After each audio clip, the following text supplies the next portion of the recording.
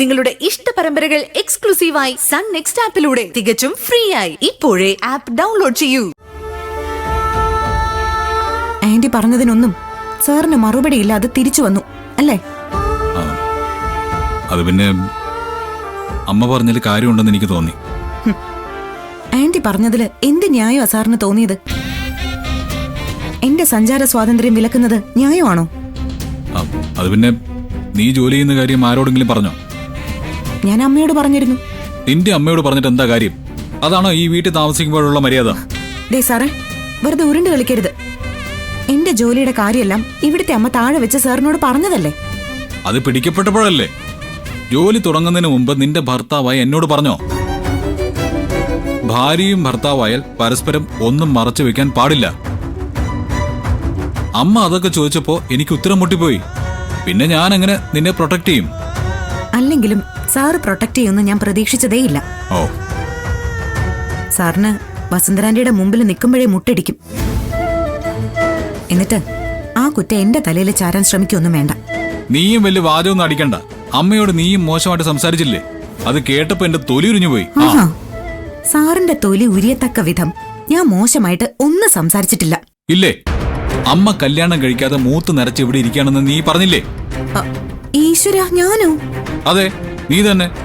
അങ്ങനെ പറഞ്ഞെങ്കിൽ മോശമായി പോയി നിധി, വളരെ മോശമായി പോയി.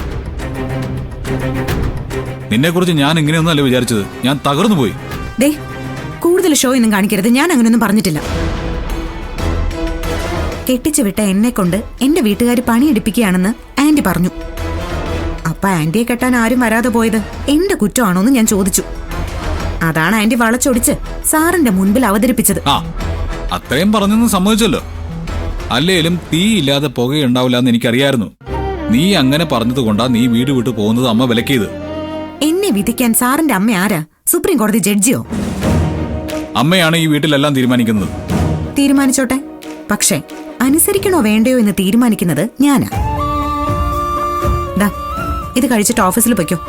എന്റെ കാര്യം ഞാൻ തീരുമാനിച്ചോളാം. കല്യാണം കഴിഞ്ഞോടെ എന്റെ ജീവിതം ഈ സാൻഡ്വിച്ച് പോലെയായി. ഒരു വശത്ത് അമ്മ, മറുവശത്ത് നീ. രണ്ടിന്റെ ഇടയിലുള്ള ഈ ഓംലെറ്റ് കണ്ടോ? അതാ എന്റെ അവസ്ഥ.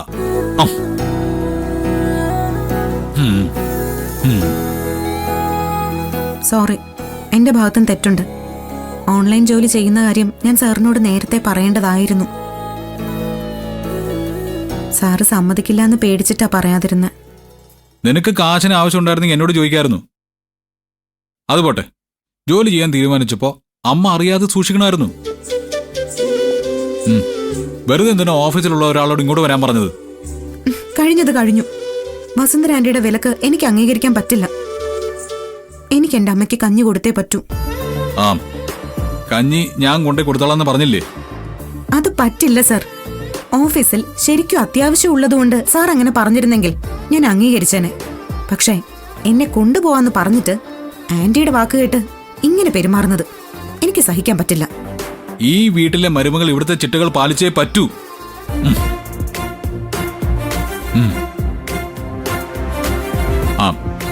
ഇനി നിന്നോട് വഴക്കിട്ട് നിൽക്കാൻ എനിക്ക് സമയമില്ല. ഞാൻ പോകുന്നു. സർ, സർ നിക്ക. സർ, അതെ, സാർ എന്റെ അമ്മയ്ക്കുള്ള കഞ്ഞി ഇവിടുന്ന് കൊണ്ടുപോകണ്ട. പറഞ്ഞ എന്നെ വീണ്ടും വീണ്ടും ആവർത്തിക്കണ്ട. ഇത് ഞാൻ കൊണ്ടുപോയി കൊടുത്തോളാം. അതിന്റെ ആവശ്യമില്ല. അവർ ക്യാൻറ്റീനിൽ നിന്ന് കഞ്ഞി വാങ്ങി കഴിച്ചോളും. അതെന്താ, നിങ്ങൾ ഹോസ്പിറ്റലിൽ പോകുന്നില്ലേ? വസുവിനോട് സംസാരിച്ചിട്ട് ഒരു കുളിയും പാസാക്കി ഒരുമിച്ച് പോകാന്നാണല്ലോ ഗൗതം നീ പറഞ്ഞത്. അതിലെങ്ങനെയാ പെട്ടെന്ന് മാറ്റം വന്നത്? അത് പിന്നെ പാറു, അമ്മ പോവാൻ സമ്മതിക്കുന്നില്ല. എടാ, നിനക്ക് നാണം ഉണ്ടോടാ ഇങ്ങനെയൊക്കെ പറയാൻ? അവളുടെ സമ്മതം വാങ്ങി പുറത്തു പോകാൻ ഈ നിൽക്കുന്നവള് നിന്റെ രഹസ്യ കാമുകയൊന്നും അല്ല. അഗ്നിസാക്ഷിയായി നീ താലി കെട്ടിയ നിന്റെ ഭാര്യയാ. ഹോസ്പിറ്റലിൽ കിടക്കുന്ന ഇവളുടെ അമ്മയ്ക്ക് ഇത്തിരി കഞ്ഞു കൊടുക്കാനും അവർക്ക് കൂട്ടിരിക്കാനുമായി ഇവള് പോകുന്നത്. പോകണ്ടെന്ന് പറയുന്നവരോട് പോയി പണി നോക്കാൻ പറഞ്ഞ് ഇവളെയും കൂട്ടിക്കൊണ്ട് പോണ്ടേ? അതാ ആണായി പിറന്നവര് ചെയ്യേണ്ടത്. നിന്റെ ഭാര്യയുടെയും കാര്യങ്ങളില് ആവശ്യമില്ലാതെ ഇടപെടാൻ വസുവിന് എന്താണ് അവകാശം? ഇതൊക്കെ ഇവിടെ ചോദിക്കാനും പറയാനും ആളില്ലാത്തതിന്റെ കുഴപ്പാ. ആയിരിക്കാം. പക്ഷേ ഞാൻ ചെറുപ്പം മുതൽ കണ്ടു വളർന്നത് അമ്മയുടെ വാക്കിന് എതിർവാക്കില്ലാത്ത അവസ്ഥയാ. അമ്മ, ആ വാക്കിന്റെ അർത്ഥം എന്താണെന്ന് വസുവിന് അറിയോടാ? പിന്നെ എന്തിനാടാ നീ അവളെ അമ്മയെന്ന് വിളിക്കുന്നത്? അങ്ങനെ വിളിക്കാൻ എന്നെ ശീലിപ്പിച്ചത് പാറു തന്നെയല്ലേ?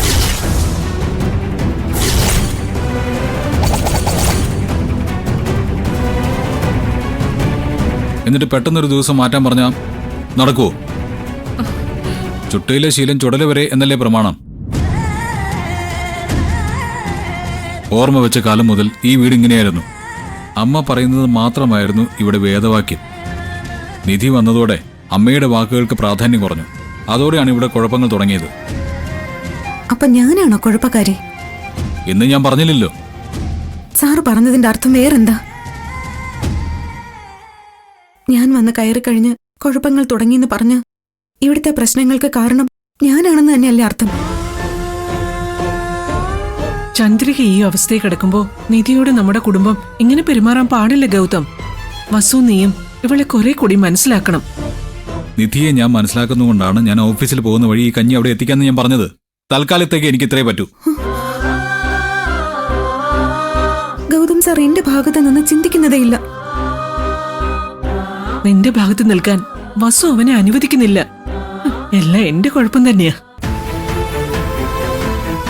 അവൻ ചോദിച്ചു കേട്ടില്ലേ, വസുവിനെ അമ്മയെന്ന് വിളിക്കാൻ പഠിപ്പിച്ചത് ഞാനല്ലേന്ന്. അതെ, ഞാൻ തന്നെയാ ആ വലിയ തെറ്റ് ചെയ്തത്. ഇനി ഇത് തുടരാൻ പറ്റില്ല. വസു ഈ കുടുംബത്തിന് ചെയ്ത ഉപകാരങ്ങൾക്ക് പകരമായി എന്റെ ജീവൻ എടുത്തോട്ടെ. പകരം എന്റെ മകന്റെ ജീവിതം തകർക്കാൻ ഞാൻ സമ്മതിക്കില്ല. വസുവിനോട് ഞാൻ സംസാരിക്കും. എനിക്ക് വേണ്ടി അമ്മ ആന്റിയായിട്ട് വഴക്കിടരുത്. അതെനിക്ക് സഹിക്കില്ല. എന്നെ തടയണ്ട. ഞാൻ ചെയ്യുന്നത് എന്റെ കടമയാ.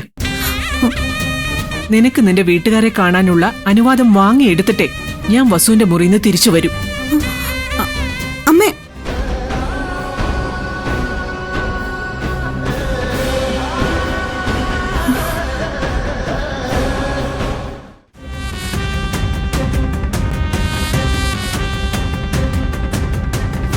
വസു, എനിക്ക് നിന്നോട് കുറച്ച് സംസാരിക്കാനുണ്ട്. ഓഫീസിൽ കുറച്ച് അർജന്റ് വർക്ക് ഉണ്ട്. പോയിട്ട് വന്നിട്ട് സംസാരിക്കാം. പറ്റില്ല. ഞാൻ സംസാരിച്ചതിന് ശേഷം മാത്രം നീ ഓഫീസിൽ പോയാ മതി. എന്റെ മനസ്സിൽ കിടന്ന് നീറുന്നതെല്ലാം എനിക്ക് നിന്നോട് സംസാരിച്ചേ പറ്റൂ. ഇത്രയ്ക്ക് ഡ്രാമ ഒന്നും വേണ്ട എടുത്തി. പറയാനുള്ളത് വേഗം പറയേ. ധൃതി കൂട്ടണ്ട. എല്ലാം കേട്ടിട്ടേ ഞാൻ നിന്നെ ഈ റൂമിൽ നിന്ന് പുറത്തേക്ക് വിടൂ. നീ എന്റെ ഭർത്താവിന്റെ അനിയത്തിയ. പക്ഷെ ഏട്ടത്തിന്ന് വിളിക്കുന്നതല്ലാതെ ആ സ്നേഹവും ബഹുമാനവും ഒന്നും ഒരിക്കലും നീ എനിക്ക് തന്നിട്ടില്ല. നിന്റെ അടിമയായ നീ എന്നെ ഈ കഴിഞ്ഞ 30 കൊല്ലവും പരിഗണിച്ചത്. So what? എനിക്ക് അങ്ങനെയേ പറ്റൂ. ദേ, നീ മിണ്ടരുത്. ആദ്യം എനിക്ക് പറയാനുള്ളത് മുഴുവൻ കേൾക്ക്. ഇത്രയും കാലം നിന്റെ ആജ്ഞകൾക്ക് കാതോർത്ത് ശമ്പളമില്ലാത്ത അടിമയായി ജീവിച്ചത് നിന്നെ പേടിച്ചിട്ടൊന്നും അല്ല. ഈ കുടുംബത്തിന്റെ സന്തോഷത്തിനും സമാധാനത്തിനും വേണ്ടിയാ. പക്ഷെ ഇനി ഞാൻ മിണ്ടാതിരുന്ന ഗൗതമിന്റെ കുടുംബജീവിതം തകർന്നു പോവും. അതിന് ഞാൻ അനുവദിക്കില്ല. ദേ, മരുമകളുടെ പക്ഷം പിടിച്ച് കൂടുതൽ ആവേശമൊന്നും കാണിക്കണ്ട.